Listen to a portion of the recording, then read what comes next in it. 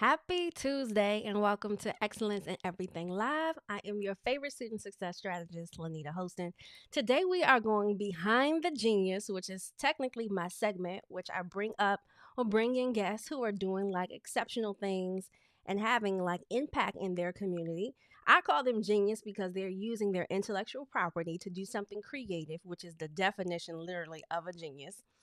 And so today's guest, we have Albert Phillips Jr., who I actually met before. He was actually one of my speakers at the Black Teen Summit, and he is an author of this exceptional book, which I read by way of Audible. And I was really impressed about the intricacies that he talked about in terms of empowering like the self-advocacy of our kids by way of navigating the workplace. And so I'm really excited to have him. He got some gems in his book, and I know he's going to have some gems today. And we will jump in right after our intro. You are excellence. Your mind is of excellence. Your visions are of excellence. Your unique superpower is nothing short of excellence. You amplify a voice of excellence. Your contribution to this world will be of excellence. You will achieve your highest goals and desires with excellence. You are capable of excellence. You have an inner power of excellence. You will achieve excellence in everything, every time. Thank you again for tuning in. I'm excited to have you tonight. Again, my name is Linnita Hosten. And I coach high school students to prepare what we call a post-graduation productivity plan so that they can ultimately transition into their dream careers and make you proud. I do that by way of my coaching program and all of the educational materials that you have seen me promote, like my latest book, The Pursuit of Black Excellence for Teens, and by way of like providing practical tools by way of my live stream show, Excellence in Everything Live. But before we jump into today's episode, I gotta give some kudos to our sponsor, the Bean Brothers. They are a Michigan-based fresh coffee. What do you call them? They're not a coffee manufacturer. They sent over your girl 2 bags of espresso, and I absolutely loved it. I wanted you to take a peek at how I made the espresso using the bag that they sent over. And again, I wanted to shout out the Bean Brothers for being a sponsor for this month. Shout out to the Bean Brothers who sent your girl a bag of espresso. I love coffee. My first job was at a coffee shop. And so this is me loading up the espresso into my espresso machine, sealing it to keep it fresh, and then turning it on, and you can see the pour comes out. Oh my gosh, I love espresso, and the Bean Brothers coffee is so good. So I add a little oat milk, place it in the microwave, and voila. So you can purchase the coffee online at thebeanbrothers.co. They also have a subscription model as well if you're interested. So shout out to the Bean Brothers in Michigan. If you know this, you know that if you've seen this online, I am hosting a Grow and Grind challenge. And today is actually day 3 of the challenge. We've been talking about small personal changes that we can make that would not only impact our homes, but our relationships with the teens that we lead and or love. And so really briefly, I just want to share with you what we've been learning. On the first day, we talked about the utilization of time, how you cannot manage time because it's an indefinite existence. You can only organize time. And how do you do that? How do you identify areas of priority and then organize them? On the second day, we talked about programming the mind, the distinction between the subconscious and the conscious mind, and how those parts of the mind impact our behaviors, which ultimately impact our relationships, because the root of our behaviors start from our thoughts, which live in our minds. So that's deep, right?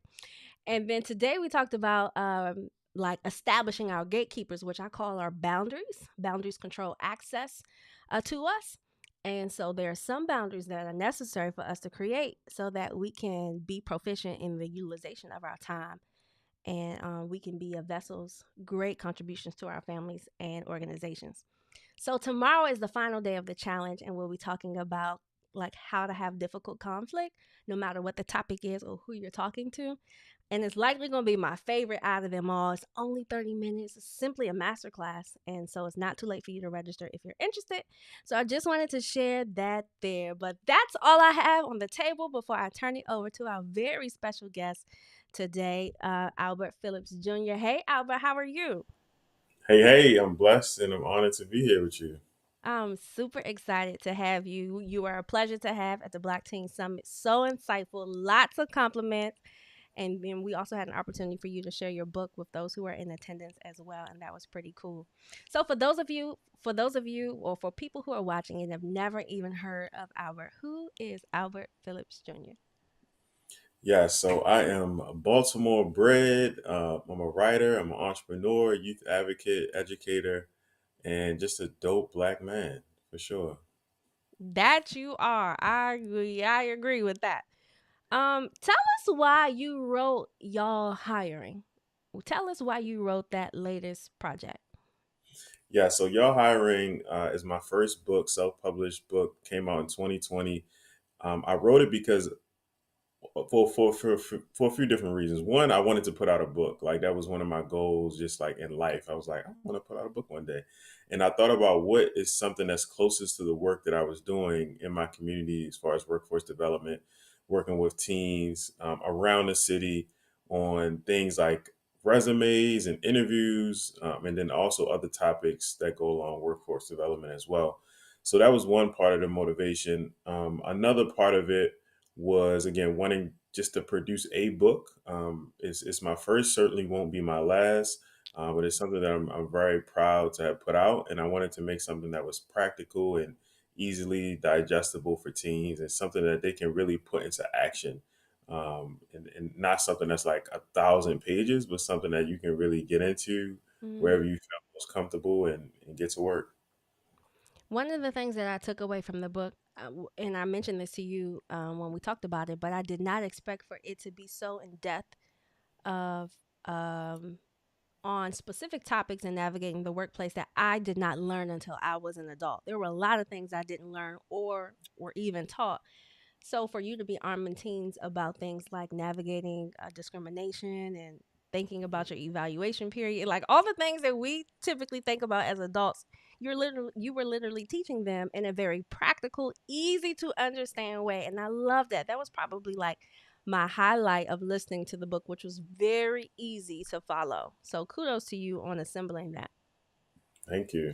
Thank you. Yeah, I really enjoy, putting it together. I try to put in quote unquote non-traditional chapters, things and topics that were not discussed enough with teens that we deal with every day as adults. Like we sometimes we paint this rosy picture of like if you just have your resume and you get your suit and tie and you know how to interview well, the sky is the limit. And that's just not the reality. We know that we face challenges. We know that we deal with stress. We know that discrimination exists. Even with like natural hair, like Maryland passed the Crown Act, but like even things as simple as like having your own natural black hair is difficult for some employers to digest. So I wanted to be able to have those honest conversations in the form of a book. Mhm. Mhm. So, what do you feel like for those who have not read the book, they don't have an idea of what you've placed inside of it, but out of the all of the topics inside, which one, if you had to choose, like I just want you to read this topic and you place it in front of a teen, which one would it be? Well, if you haven't gotten the book, you need to go get it at y'allhiring.com. But so I always tell teens, honestly, to start at the preface of the book because it sets the tone for all the other topics in the book. And you can go in the book wherever you want to go in it after you read that portion. But I feel like that's very important. But if I had to pick a chapter other than a preface, is a chapter I wrote about maintaining like your cultural integrity in the workbook. I mean, in the workplace, because I think oftentimes, we may feel like we have to change up who we are in order to fit into whatever the employer wants us to fit into, instead of realizing, understanding like our own unique culture brings benefits, right? When you look at research when it comes to diversity in the workplace and how impactful that could be, that comes not from everybody conforming to one way, Mm, but people showing up in their authentic ways in order to build a collective vision. And so that piece was very important for me. that's good. I still work full time. Most people don't know that. But I work at a it's the most diverse place I've ever worked in. Sometimes people have purple hair. Yesterday, a woman had a whole shaved head, a black woman too. Yeah. One side was shaved. Very bold cut. People wear sneakers, holy shoes. I mean, it is the most accepting place that I've ever encountered to be. It looks like college. Like that's a really good example actually. It looks like college where people are like literally themselves and I could really appreciate that. I saw that our general receptionist, she just dyed her hair red, like Kool-Aid red. And these are I think that people are making these decisions now. The one they're taking ownership of their identity and they're not allowing that to kind of like be swayed based on their environments. But then too, I feel like workplaces are understanding. I won't say they're accepting, but they're understanding that people have their own identity. So I love that you said that. Yeah, Yeah. and we carry so many cultural identity markers, whether it's our hair or the music that we listen to, the food that we eat. There are many layers and levels to who we are, and I think the more that we can show up in a way that's authentic, the better the workplace truly can be. Yeah. That's something I honestly believe. So what advice would you give to like the modern day black professional who is in the workplace? So level up. I honestly believe this is my own statistic. This is not like a Department of Labor Bureau statistics. But I think like 95% of jobs like are not they don't care about your holistic self.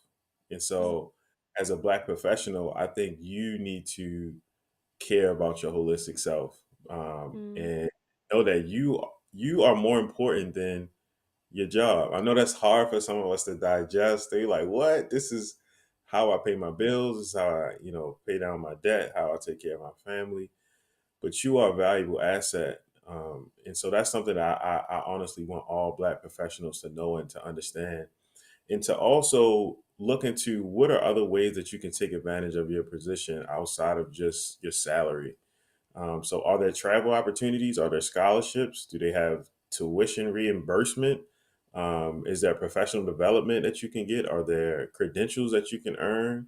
Our jobs are always looking for ways to juice us and milk us for every last everything that we have. So we have to be start to think more strategically about how are we leveraging our positions in order to not just benefit ourselves and our families, but also others. So that's my piece of advice. I love that. I love that. And you have some admirers here who are watching the blind guy and his wife said self identity and work ethic are not equal, but they do complement each other. I love it. Thank you for tuning in tonight. As also Dr. Shamika Oliver as well. And Melissa Hinton over from the Golden Key International Honor Society. Thank you for tuning in tonight. The blind guy, his wife. Part of the key. You were a part of Golden Key? Yeah, back in I think undergrad. Nice. Yeah. Well, Amanda is in the house. Amanda is Melissa, not Amanda. Melissa is the CEO of Golden Key. She's one of my past clients, and obviously she's a listener of Excellence and Everything Live. So it's good to hear that you are a former member. I'm sure that will light her up her insides. For sure. Okay, so tell us about your first job. You talked about this when you first opened up your book in the preface, like the experience or the journey of applying and what it was like that at that age. And walk us through exactly what you share in the book in the preface as it relates to that first role. Yeah, for sure. So that's a role that I ultimately did not get. So that was like my first job searching and applying attempt. At the time, I was living in Northeast Baltimore in a neighborhood called Sedonia. And I just came to this realization that I was so tired of asking my dad for money. I really wanted to have my own funds, be able to do what I wanted to do, whether it was go to the mall or get a car or just whatever, waste money in any way that teens waste money. That's what I wanted to do. I wanted to do it by my own terms. It's literally what I say in the book. And so at the age of like 16, every black boy in my neighborhood, all my friends, we wanted to work at Foot Locker or like a shoe store. Like it was probably either that or like a GameStop. Like we wanted to work in those sorts of places because they seem fun. It's like how hard can it be to sell shoes, especially shoes that we really enjoyed. And Yeah. so I walked up to the Foot Locker that was an urban shopping center. I think it's a different shoe store now, maybe like a Shoe City. But anyway, I walked up to the Foot Locker, and I remember I had like a jersey on, probably like a throwback basketball, football jersey. In the book, I described my hair. I had like a half a fro, like Huey from the Boondocks, and then the other half I had like braids, but they wasn't like well done braids. They was like Meek Mill when he described his braids that like almost locked. And so I came in here with that hairstyle, like just like a wake up out of the bed sort of hairstyle. And I had the jersey on, I had the ripped jeans. I might have had on like some Air Force Ones, and I just went in there and was like, "Yo, y'all hiring?" And the lady I just remember her just kind of looking at me like, "Are you serious right now? Like, did you put any effort into how you was gonna come in here today?" Obviously, I didn't. And so I walked in there. She said, "Yes, we're hiring, but we don't have any applications." And I guess she thought that was going to be the end of the conversation. I'm like, "Cool, I'll be back," because I had a printer at home and I was going to print out an application, which is what I did. I grabbed a chicken box though first before I went back home, and then I went home. I filled out the application, took it back up to the store, gave it to the manager. She accepted it. But in a book, I created my own idea of what probably happened. Like, I think she threw it away. She probably was like, "Who is this guy? He can't be serious." He didn't present himself very well beyond just like, my look, just my approach. Like, I was not, Mm. it was not, I wasn't trying to have a conversation. Like, I didn't care. I just wanted a job. I just want to know if y'all was hiring. Like, that was the only conversation. I don't even remember the manager's name, right? Like I didn't even do enough to try to create that sort of relationship. And so I detailed that in the book, um, Mhm. as an example of like, hey, like don't do this. Take a different approach. I think that, nope. When I listened to the book, it made me think about who was it who shared with me how I should first approach those conversations with an employer if I'm interested in an opportunity. And no one had that conversation with me either. And in fact, my first job, my mom filled out the application because she wanted me to work. She said, "You need to learn responsibility." I wasn't working because our family needed the money, and that's actually a place of privilege. But I was working because she felt like it would teach me life skills that I needed to develop, and she wanted me to develop them early.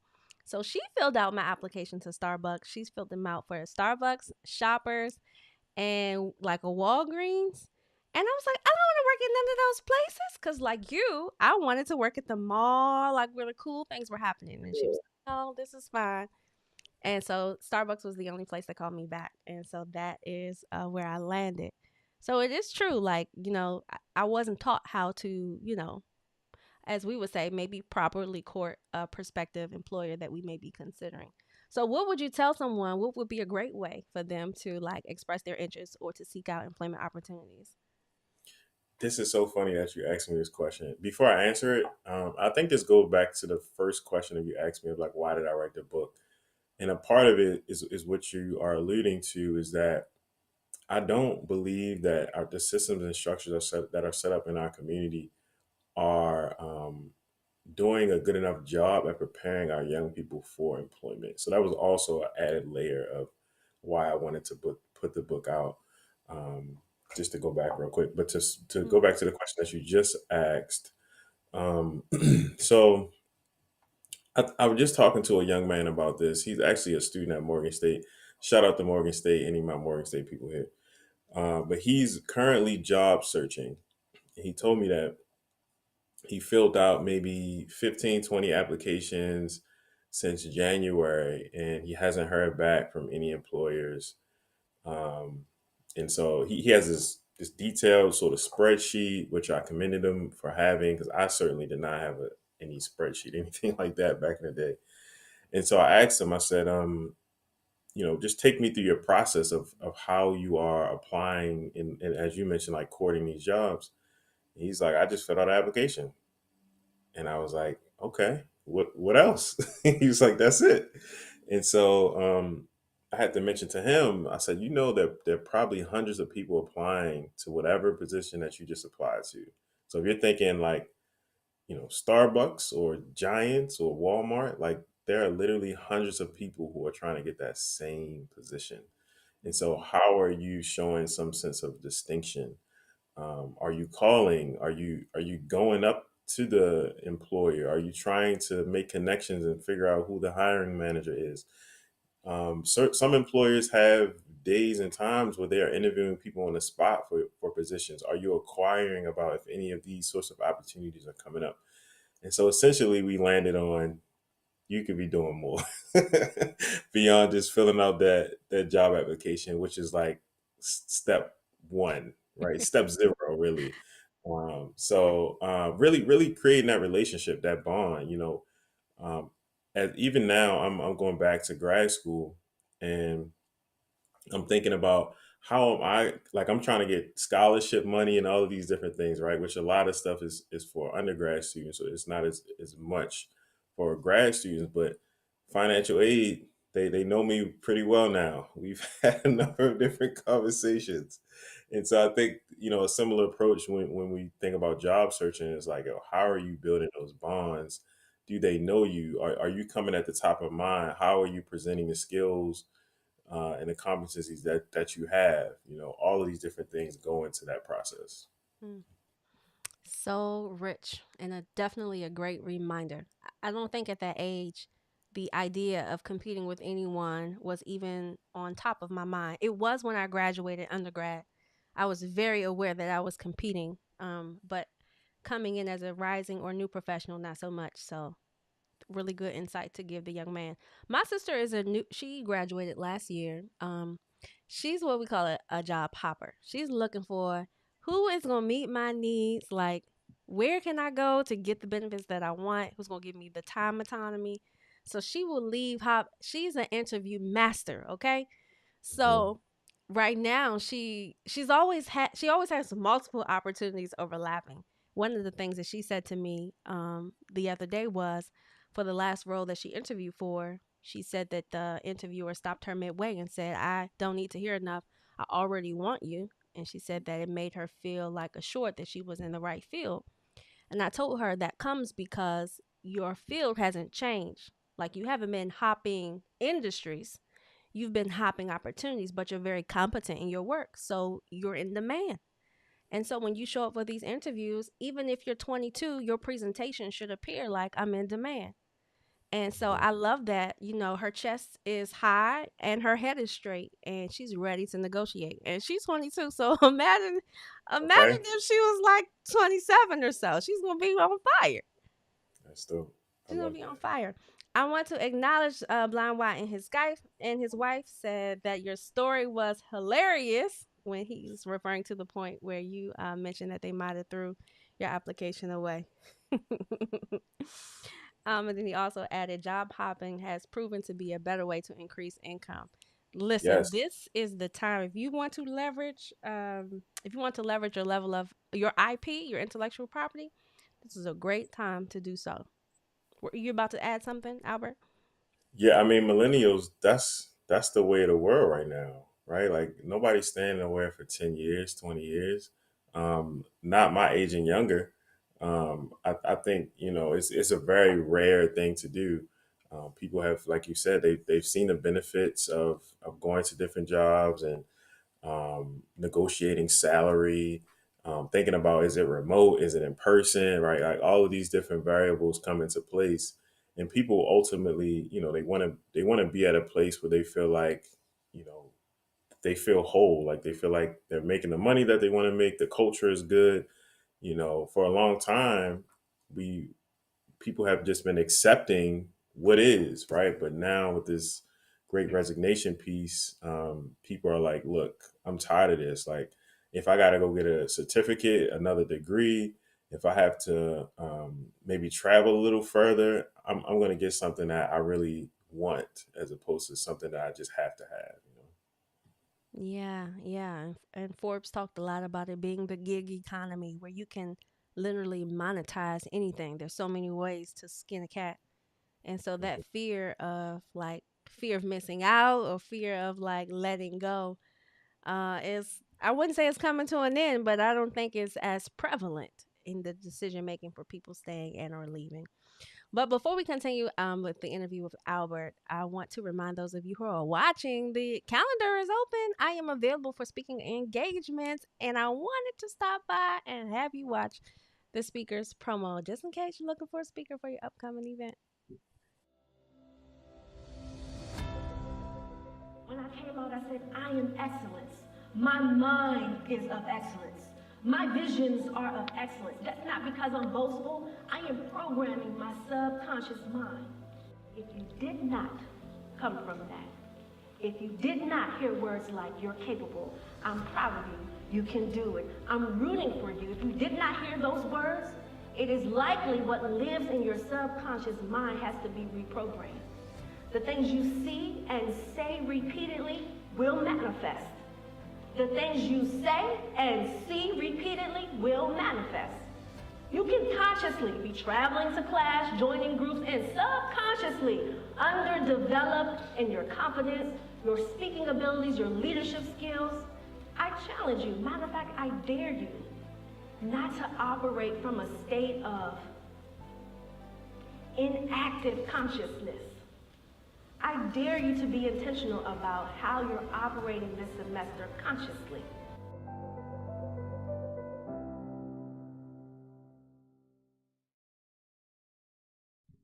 I absolutely love the work that I have the privilege of doing and traveling the country to speak to students and professionals. Albert, what's the best piece of advice that you've received from a mentor, someone inside of the workplace or external of the workplace? What's the best piece of advice that you've received? It's hard to say best because I feel like I'm always getting so much great advice. But one thing that's very notable to me, I've been fortunate to have relationships with many educators that have been in my life from college all the way back to like grade school. And my sixth grade social studies teacher, who I still talk to every now and again, he told me to start an Roth IRA account. Um, Your which sixth grade teacher? Yeah, he didn't tell me when I was in sixth grade, but he Oh, told me he told me like maybe 5 years ago. nice. Yeah, I was at 12. Like, you know what? I am no. It was I wasn't that young. But yeah, he told me. So I mean, essentially, what he was trying to instill in me was to think further, think beyond the now. To think. Some people put it as like think about your last name instead of just your first name. So like, what's your Mm, legacy going to be? And so he encouraged me to create this account. I was like, I don't even know what this is. It sounds like a good idea, so maybe I mhm. will. But a few years ago, I was able to establish it, and I rolled over some of my retirement into this account. So just to think more about money in a way of like, how can it work for you? Mm. I have not mastered that skill. I'm not the finance expert guy, but I am taking bits and pieces and trying to improve every day. Yep, that's what we can do. That's doing the best, honoring what we have and learning as we go.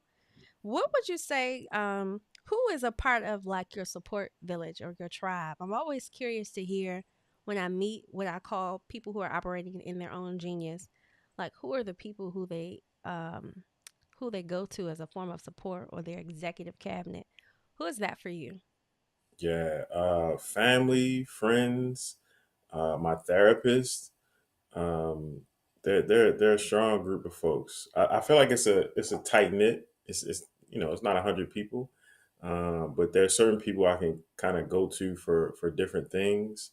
Um, I I think when I think about my grandmother, even like when I think about compassion, she's Mm, like top of the scale. Just being like content in who you are, right? Those kind of intangibles.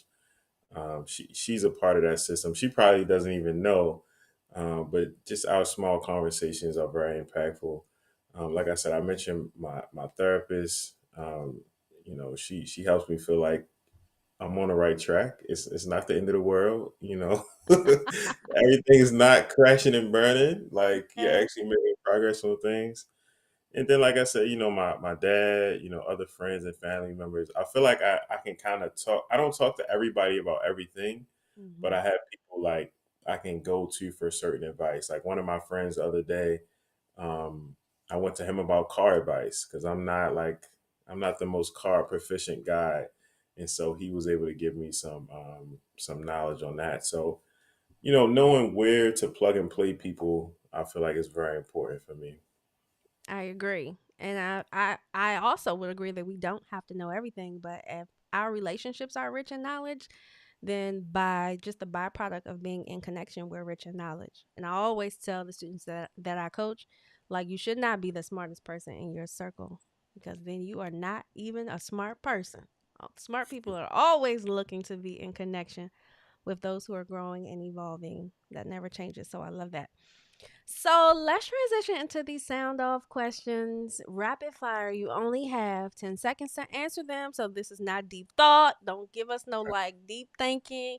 Just straight off the dome. What do you do for fun? Movies, reading, outside nature. Who inspires you? James Baldwin. Ooh, that's good. Like, what is your secret place of like where you go to like get revived, energized? What's that place for you? My bed when I go to sleep. Who was your favorite teacher and why? This is a really hard one. I don't know if it's favorite, but I'm gonna say Mr. Gross, who was my high school U.S. history teacher. Nice. What'd you like about Mr. Gross? Mr. Gross always exposed us to learning outside of the classroom. He was authentically black. He also took us to our first play. I had never been to a play before Mr. Gross. Mm, mm. Blind guy and his wife. No, Gary Jones says that you have a powerful story. Yeah, he does. Absolutely. All right, last one. Albert, what? If you could do anything in life over, what would it be? I kind of talked about this during the Black Teen Summit, but I think when I was in like high school and maybe even early college, I had ideas and goals that I didn't like jump into. So I wish that I would have just like put the battery in my back sooner and said, just try it. Like just push yourself out there. I mean, there are certainly things that I accomplished that I'm very proud of, but I think even like I had a clothing line that I might actually relaunch in the future.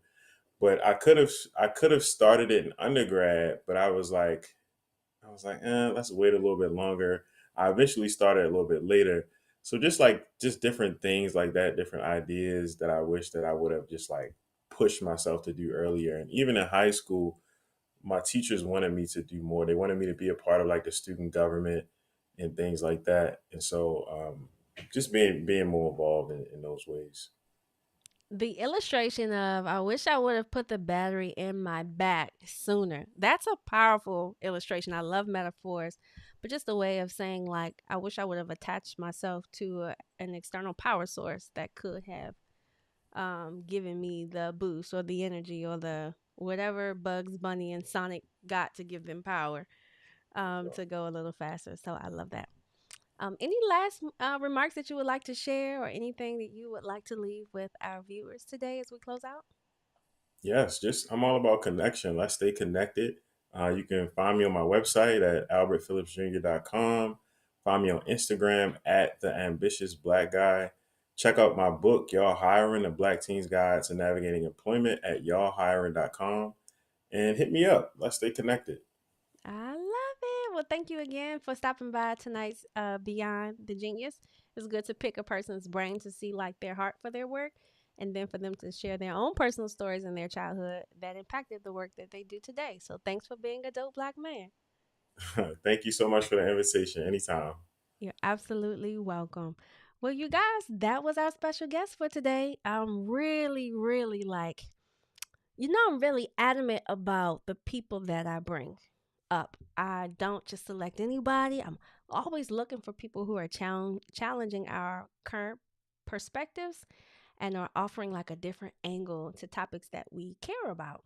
And so I hope that you enjoyed tonight's episode with Albert Phillips Jr. Again, for those of you who may be tuning in and catching the latter half, I'm Linnita Hosten, and I coach high school students to develop a post-graduation plan with the goal of helping them transition into their career paths.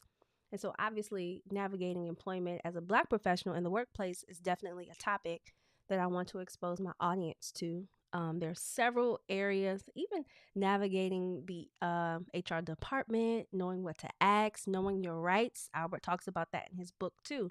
Your rights as an employee, federal rights that you have that sometimes we don't know because we don't read.